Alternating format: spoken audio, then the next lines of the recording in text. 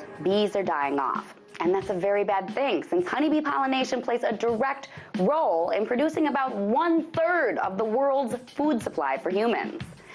By now, everyone knows this, and everyone is very concerned about how to stop total bee extinction from happening.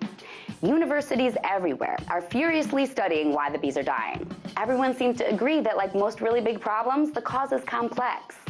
Researchers have pointed to mites, colder winters, disease, lack of genetic diversity, GMO crops, and largely the very obvious problem of pesticides being sprayed all over the place.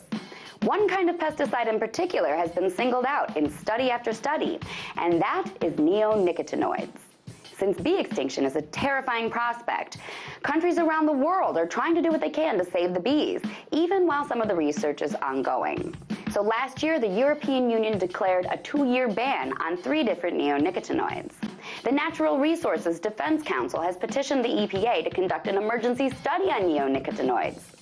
And Canadian beekeepers have filed a class action lawsuit against the American chemical company Syngenta, claiming their neonicotinoid-rich pesticides have led to more than $400 million in damages. So everyone around the globe is coming together to try to save the bees. Everyone except Syngenta themselves, that is.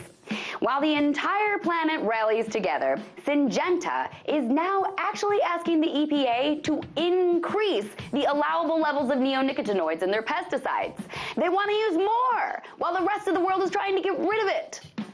Currently, neonicotinoids can only be used as a seed treatment, but Syngenta is now asking the rules to change so that the pesticide can be used as a spray directly onto the foliage of alfalfa, corn, barley, and wheat.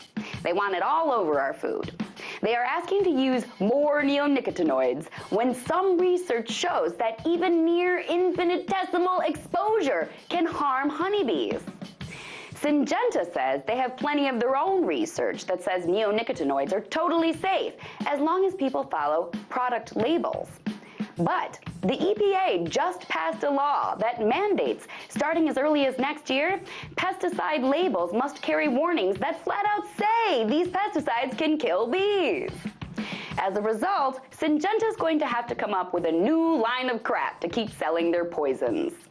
So, for wanting to use more neonicotinoids at this critical moment, I'm giving Syngenta's bee-saving efforts a big fat F.